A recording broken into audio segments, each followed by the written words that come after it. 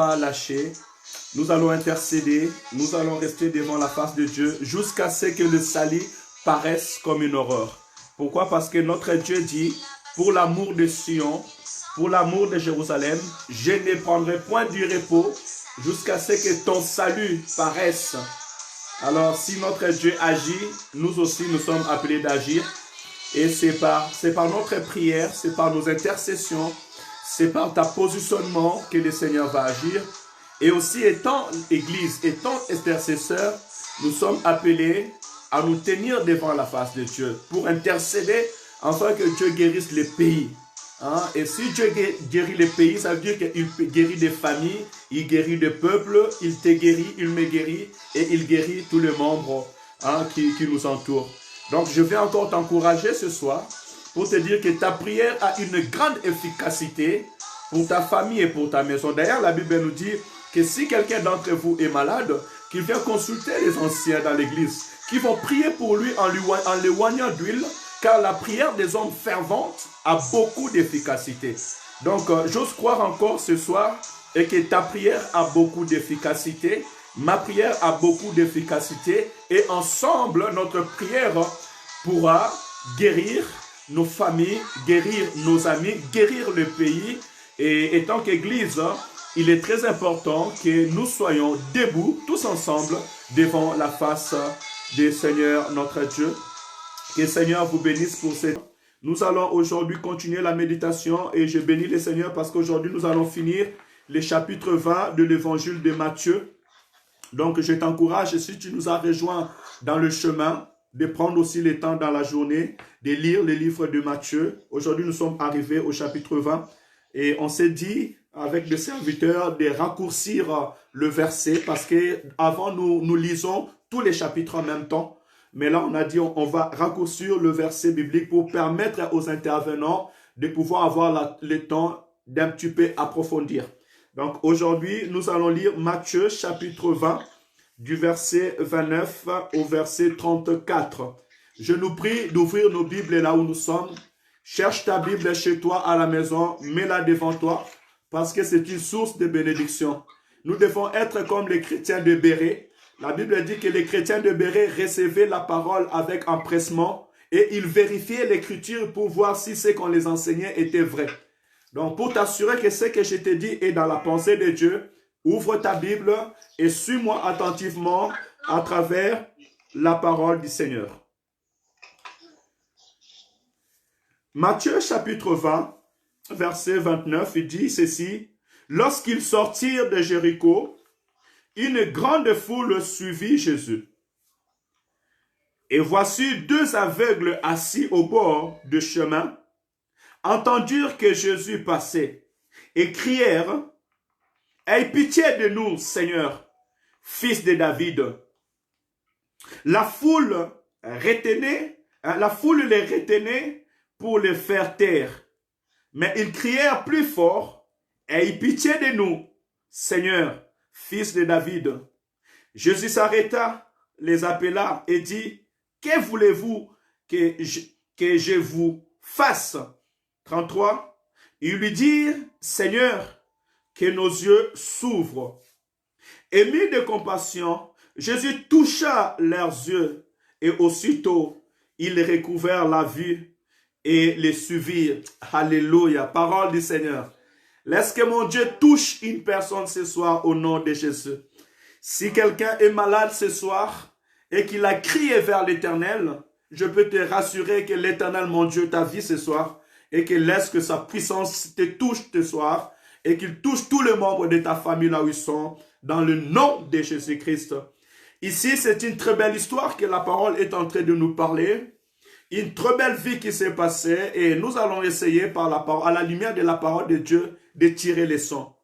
Là, la parole nous montre, comme je viens de lire, et que Jésus-Christ, après avoir enseigné son peuple comme nous avons lu précédemment dans la semaine dernière, il est parti de l'autre côté de Jéricho. Il sortit de Jéricho et là, soudain, il marchait et plusieurs foules le suivaient. Je bénis le Seigneur parce que Dieu, c'est un Dieu des nations. Je remercie le Seigneur parce qu'il nous a appris à vivre ensemble. Et aujourd'hui, c'est tout à fait normal que même si je suis en train de prier maintenant, mais que je ne prie pas seul, je prie avec mes frères, mes sœurs et partout où nous sommes.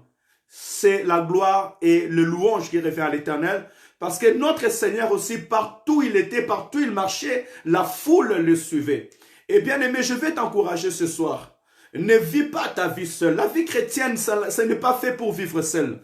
La vie chrétienne, ce n'est pas une vie d'isolation, non. La vie chrétienne, quand on s'isole, c'est pour aller prier. Quand on s'isole, c'est pour un moment aller chercher la face de Dieu pour X raisons. Mais des fois aussi, il faut associer tes frères et tes sœurs dans la prière. Pourquoi? Parce que la Bible me montre un moment, Marc, il nous dit que Jésus, très tôt le matin, il s'est levé avant que le soleil puisse sortir. Il allait dans un lieu désert pour prier. Et lorsqu'il était arrivé dans un temps de persécution, dans un temps où il devait aller vers la croix, la Bible nous dit qu'il prit Jean, il prit Pierre et il les a menés ensemble avec lui pour prier. C'est pendant cette nuit-là qu'il a dit que vous n'avez pas pu prier avec moi pendant 1 heure.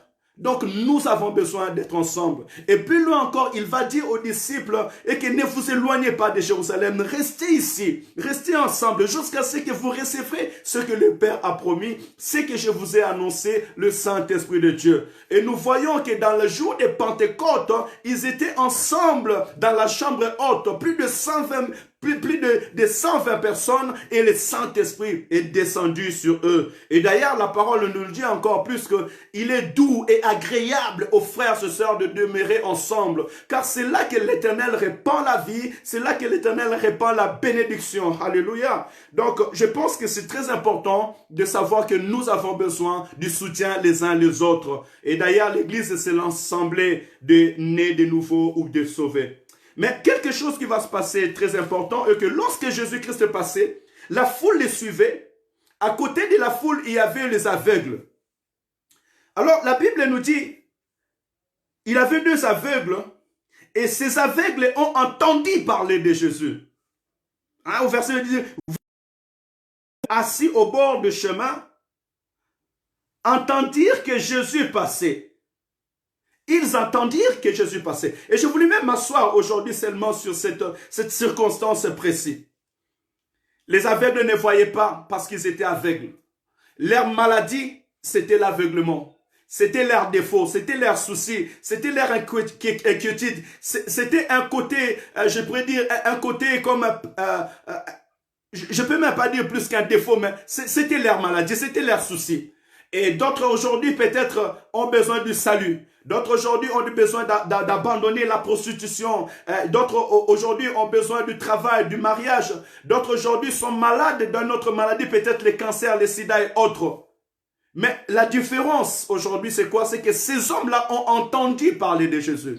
Et s'ils ont entendu parler de Jésus, c'est qu'il y avait des gens qui parlaient. Et on peut se dire que dans l'agitement de la foule, ils ont dit se dire, mais qu'est-ce qui se passe? Et les gens disaient, c'est Jésus-Christ de Nazareth qui est en train de passer. C'est celui qui guérit les malades. C'est celui qui ressuscite de mort. C'est celui qui ouvre les yeux. C'est le prophète qui est là, bien-aimé.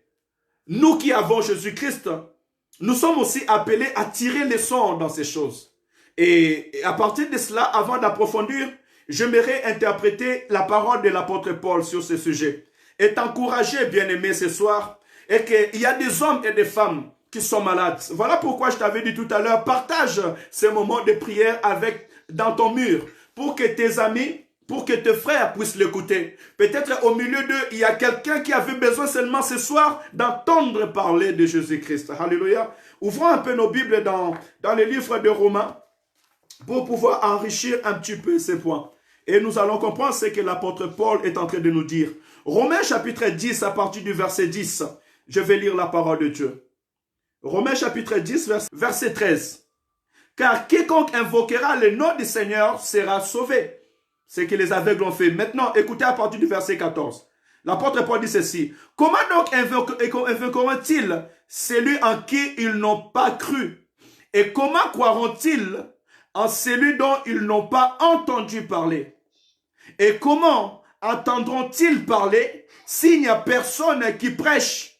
Verset 15. Et comment y aura-t-il le prédicateur s'ils ne sont pas envoyés? Selon qu'il est écrit, qu'ils sont beaux les pieds de ceux qui annoncent la paix, de ceux qui annoncent le bonne nouvelle. Alléluia.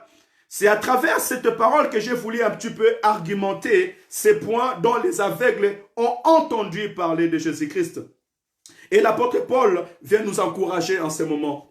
Il nous dit que tous ceux qui invoqueront le nom de Jésus seront sauvés.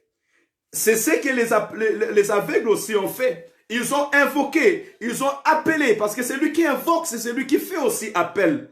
Ils ont appelé Jésus-Christ, fils de David, aie pitié de nous. C'est parce qu'ils avaient entendu parler.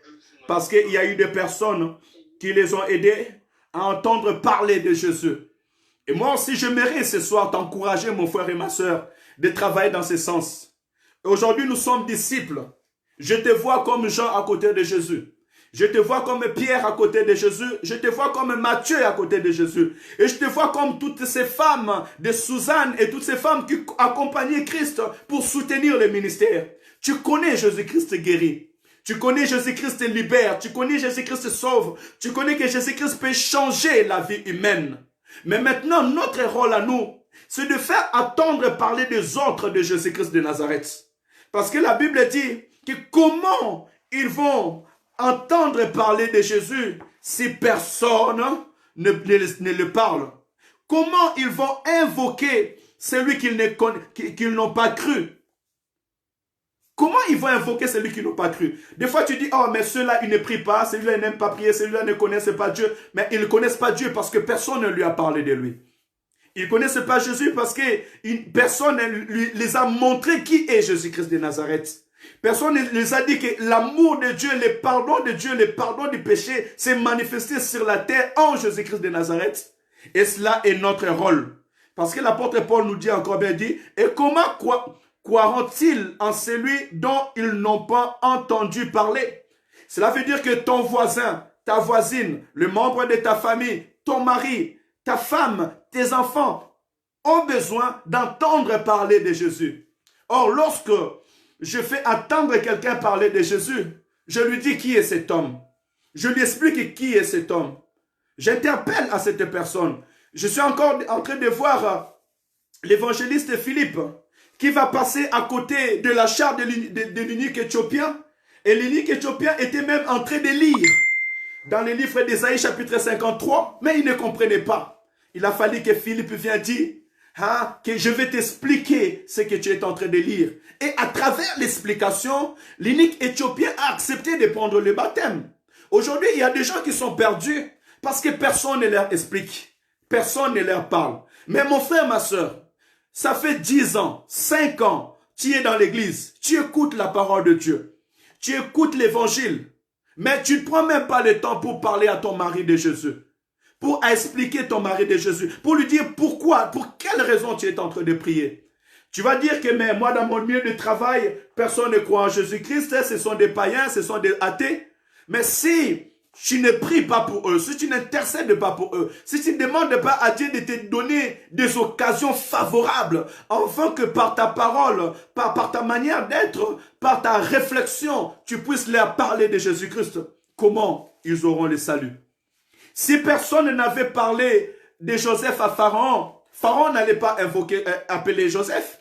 C'est parce qu'il y a une personne qui a parlé de Joseph à Pharaon que Pharaon a été appelé. Nous avons besoin, et il est de notre rôle, étant qu'Église, étant qu'enfant de Dieu, de parler de Jésus. Sachant que la Bible dit que dans la venue du Seigneur, ça sera comme dans les temps de Noé. Les gens vont se marier, ils vont faire marier leurs enfants.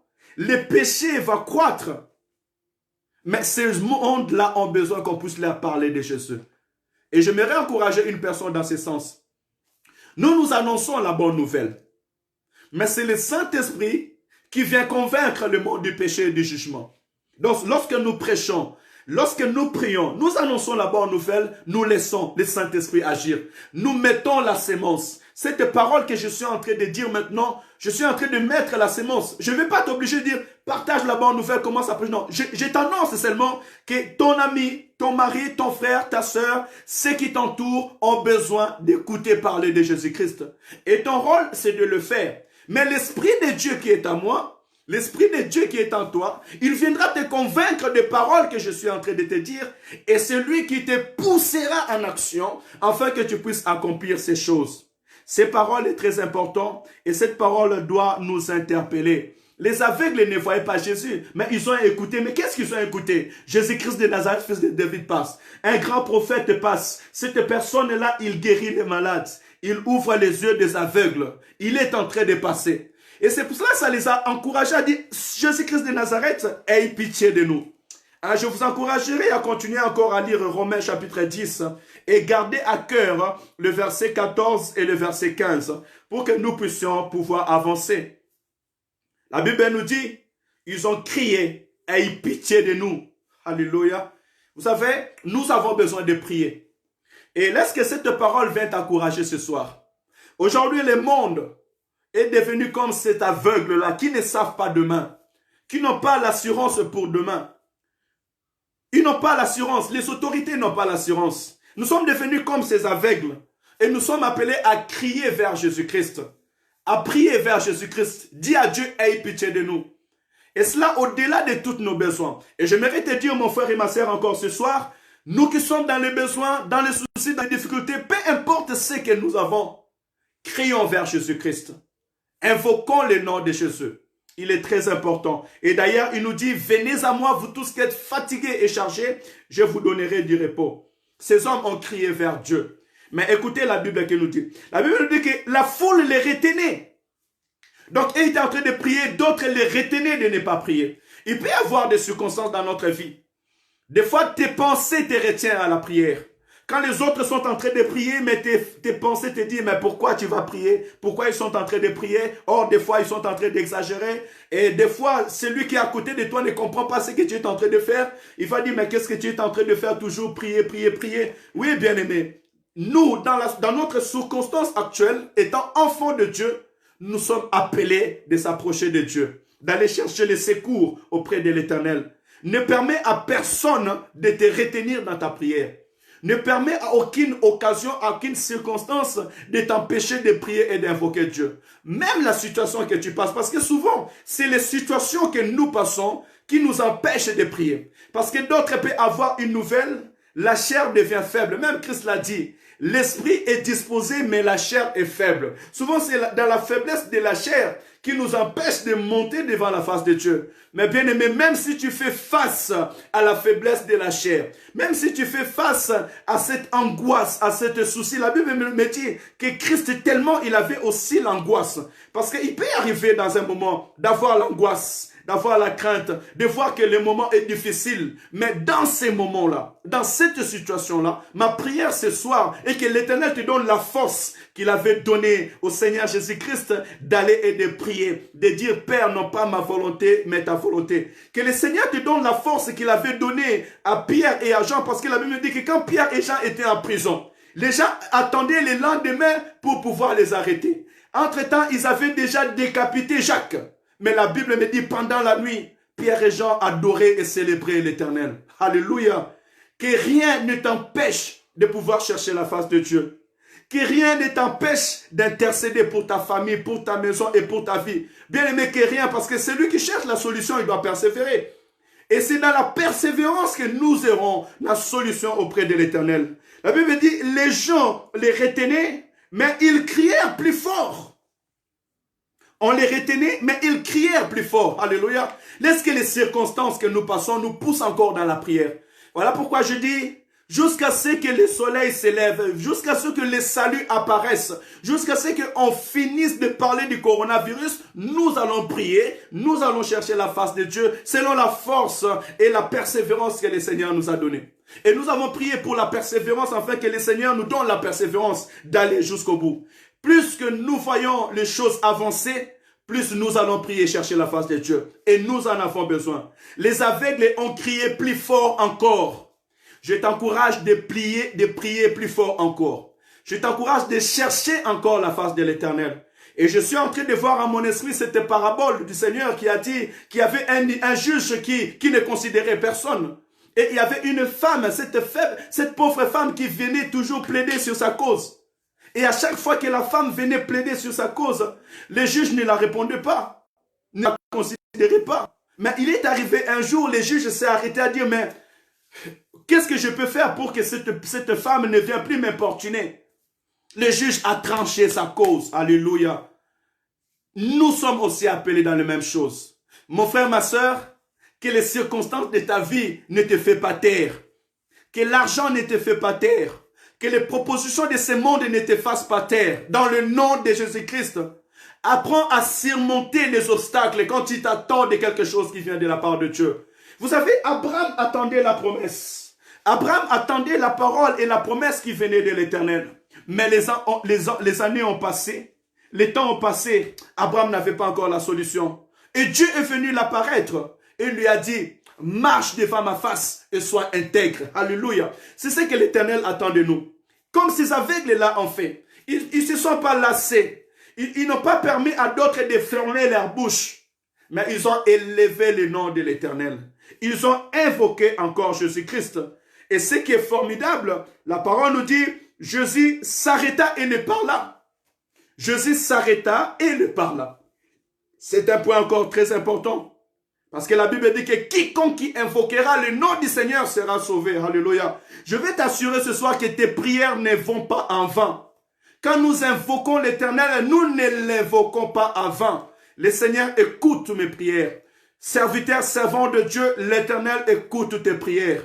Aussi longtemps tu seras dans la présence de Dieu, l'Éternel t'exaucera. Parce qu'il est le Dieu qui est fidèle dans sa parole. Alléluia. Il dit, invoque-moi, je t'exaucerai. Je te montrerai des grandes choses, des choses cachées que tu ne connais pas. Comme ces aveugles, ils ont invoqué l'Éternel. Bien-aimé, même si tu ne vois pas, même si tu ne vois pas ton futur, même si tu ne vois pas ton mariage pour l'instant, même si tu ne vois pas la solution dans les circonstances que tu passes, même si tu n'es pas incertain, parce qu'il y a des moments dans la vie, on devient comme ces aveugles. Tout est noir devant toi, parce qu'un aveugle, tout est noir en lui, il ne voit rien. Tout est fermé. Des fois aussi dans notre vie, dans la réalité de la vie, les choses sont comme ça. Tu es incertain de ton futur, tu es incertain de ton demain, tu ne sais pas où tu vas commencer des choses, tu es incertain du futur de tes enfants. Même si tu es dans cette position aveugle, invoque l'Éternel. Invoque l'Éternel. Ne permets à personne de te dire, oh tu sais, pour le moment c'est impossible. Oh tu sais, pour le moment toi tu ne peux pas être guéri. Pour le moment toi tu ne peux pas avancer. D'ailleurs ici il n'y a rien. Non bien-aimé. L'Éternel peut te donner la vie même dans le désert. La parole déclare que dans le désert il a fait descendre la manne pour ses enfants afin qu'ils puissent boire. Dans le désert il a fait descendre les écailles. Sur les rocs de la montagne, il a envoyé le corbeau pour apporter à manger à son enfant. L'Éternel a dit que vous étiez dans le désert, mais vos chaussures ne sont pas usées, ni vos habits ne s'étaient pas usés. Nous avons un Dieu qui prend soin de son peuple. Invoque-le seulement. Mets ta confiance à l'Éternel. Oui, mets ta confiance à l'Éternel. Alléluia, alléluia. La parole déclare ceci, ne vous inquiétez de rien, mais en toutes circonstances, faites connaître à Dieu vos besoins. Par des prières, des supplications et des actions de grâce. Faites connaître à Dieu vos besoins. C'est ce que les aveugles ont fait. Ils ont fait connaître à Dieu leurs besoins. Alléluia. Jésus-Christ s'arrêta et les appela. Tu es bien heureux ce soir. Nous sommes bien heureux ce soir parce que nous sommes dans la présence de Dieu. Et nous avons accepté l'invitation du Seigneur. Voilà pourquoi je t'encouragerai, bien-aimé. Ne rate pas l'invitation devant la face de Dieu. Et la Bible nous dit, Jésus quand il les appela, il leur a demandé, que veux-tu? Que voulez-vous que je fasse pour vous?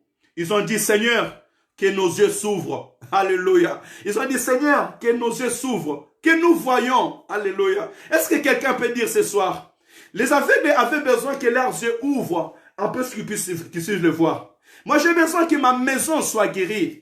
J'ai besoin que cette maladie s'arrête. Quel est ton besoin ce soir? Quel est ton souci ce soir?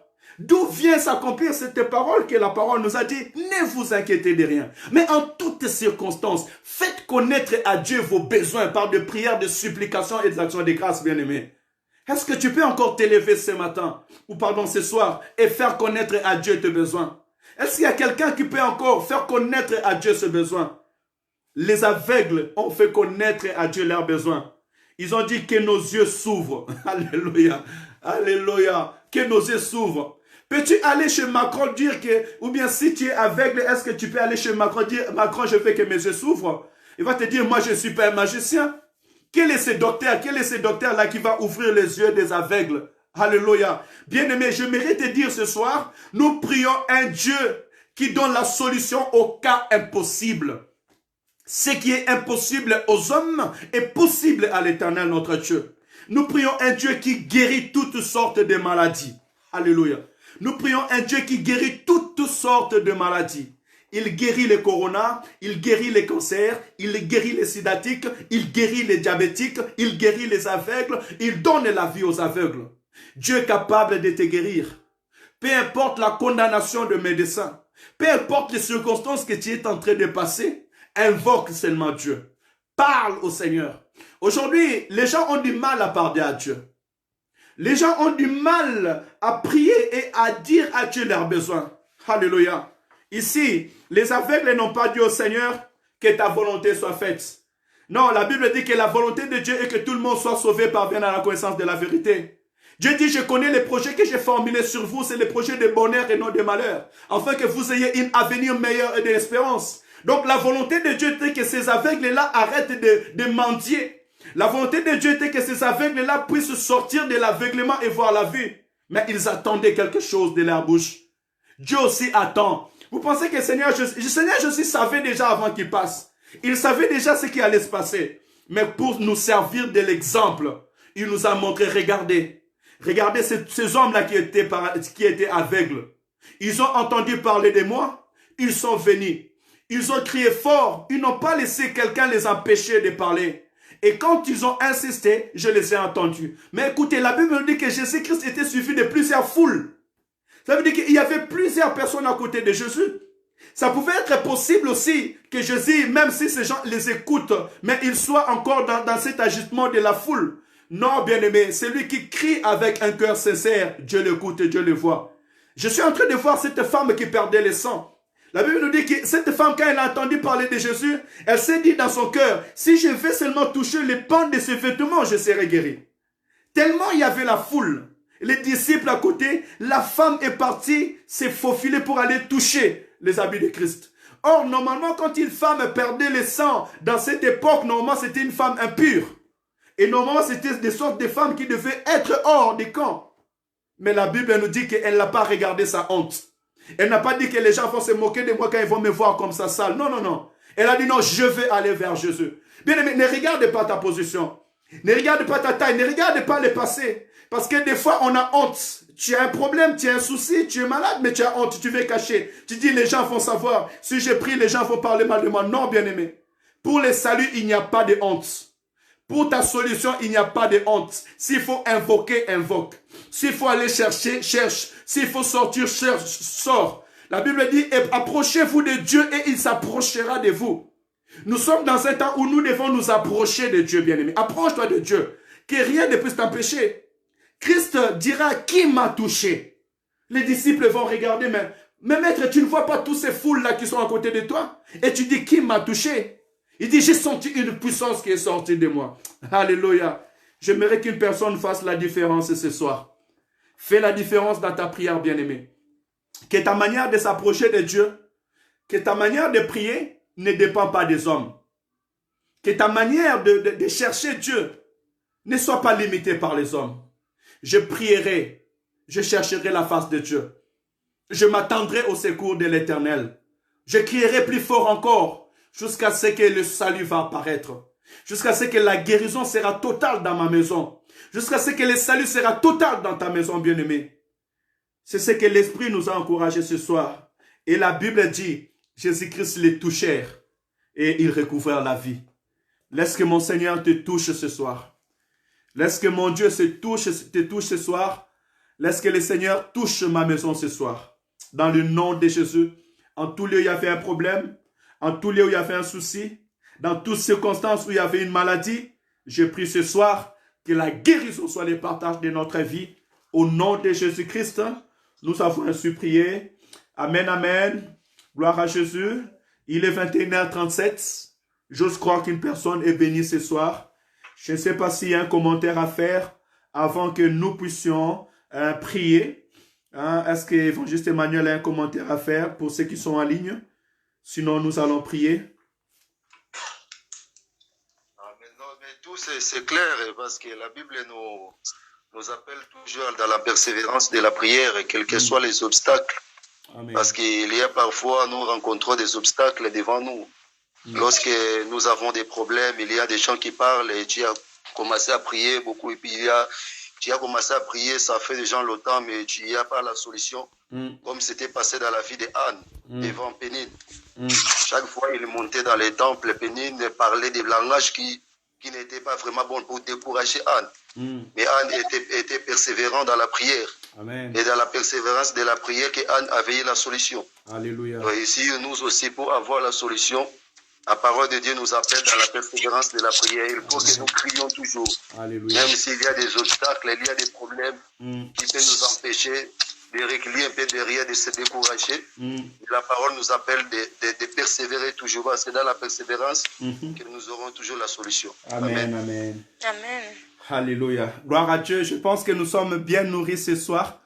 Hein, que le Seigneur nous bénisse. Nous allons prier dans ce sens. Et je vais demander à quelqu'un, peu importe le problème que tu as, lève ta voix et prie. Recommande ton sort à l'Éternel. Mets à lui ta confiance et il agira. Est-ce que nous pouvons prier? Commence à prier là où tu es, bien-aimé. Ne sois pas spectateur, mais commence à prier. Commence à recommander ta famille, ta maison entre les mains de Dieu. Et prie pour les soucis qui te dérangent. Les aveugles ont dit que nous voulons voir parce que leur souci, c'était l'aveuglement. Toi aussi, tu as un problème, tu as un souci. Serviteur, servant de Dieu. Prions au nom de Jésus. Alléluia. Tendre Père, merci pour ta grâce. Tendre Père, merci pour ta fidélité. Tendre Père, merci pour ta parole. Tendre Père, merci Seigneur, car tu nous pousses encore à parler de toi ce soir.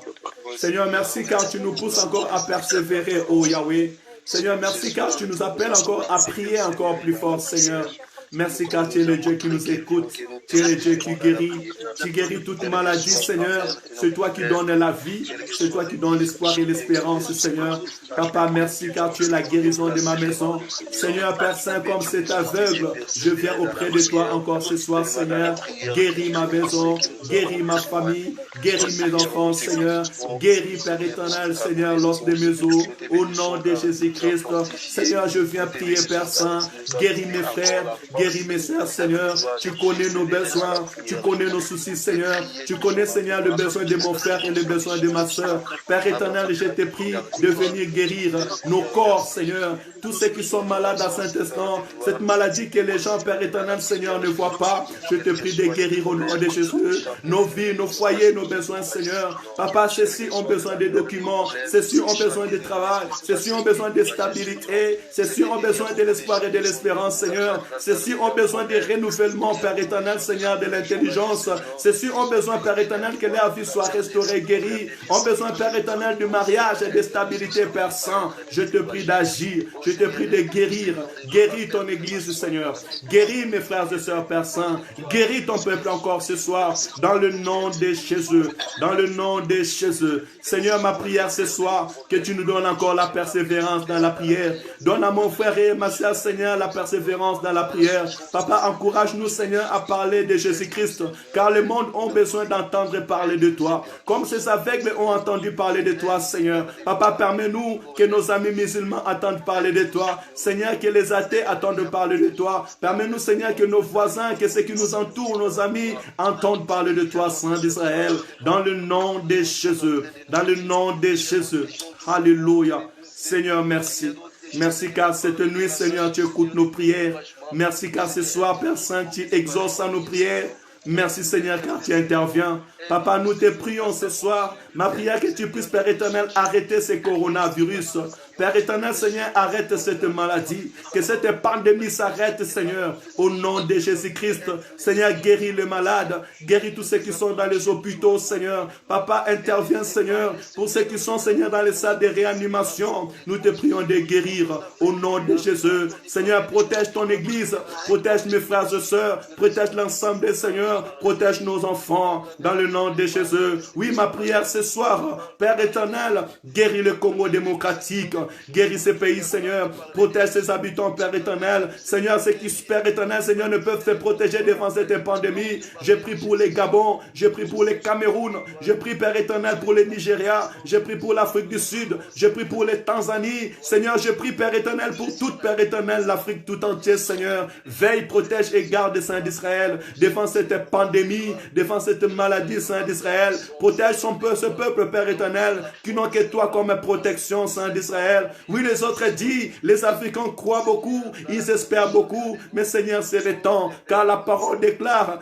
Père éternel, maintenant les gens verront la différence entre ce qui te sert et ce qui ne te sert pas. Seigneur, fais la différence au nom de Jésus, sur tous ceux qui croient en ton nom, Père éternel. Papa, la parole déclare, maudit soit l'homme qui se confie à l'homme, mais heureux l'homme qui se confie dans l'éternel. Seigneur, nous nous confions en toi, et ceux qui se confient en toi ne seront jamais confondus. Glorifie ton Saint-Nom, élève ton Saint-Nom, bénis ton Saint-Nom ce soir, encore dans la vie de tout un chacun de nous. Papa, guéris-nous ce soir, exauce aux prières de tes enfants ce soir, dans le nom de Jésus. Alléluia. Oui, bien-aimé, la Bible déclare que Jésus-Christ les guérit. Alléluia. Et la parole de Dieu est le même, hier, aujourd'hui et éternellement. Dieu est le Dieu de vivant. Laisse que ce soir, Jésus-Christ te guérit au nom de Jésus-Christ. Laisse que mon Seigneur te visite et te touche au nom de Jésus. De la même manière qu'il avait touché les aveugles, laisse que le Seigneur te touche au nom de Jésus-Christ. Si tu es là avec nous et que tu es malade, ou tu as quelqu'un de membre de ta famille qui est malade, tu peux toucher ton cœur. Si l'un des parties de ton corps est malade, touche-le au nom de Jésus-Christ. Mets ta main là où tu es. Nous allons prier dans le nom de Jésus. Sois guéri au nom de Jésus. Que mon Dieu te visite au nom de Jésus-Christ.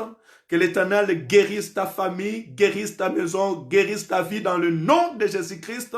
Que l'Éternel puisse te redonner de l'espoir et de l'espérance. Une vie nouvelle dans le nom de Jésus-Christ. Alléluia. Seigneur, merci pour cette belle soirée. Merci pour ce temps. Merci car tu nous as visités. Merci pour la guérison. Merci Seigneur car tu es derrière la parole de tes serviteurs pour l'accomplir. Nous te bénissons, tendre Père. Nous recommandons cette nuit entre tes mains. Bénis cette nuit, Seigneur, que nous dormons dans la paix et dans la joie, Saint d'Israël. Parle-nous, Père éternel, encore cette nuit. Seigneur, si tu reviens cette nuit, ne nous oublie pas, Seigneur, Papa, dans ton royaume. Ne nous oublie pas, Père éternel, dans ton paradis, dans le nom de Jésus. Seigneur, si tu nous permets de nous rassembler demain matin, Seigneur, nous ne manquerons pas de te rendre des actions de grâce. Que ton nom soit loué, soit glorifié. Au nom de Jésus-Christ.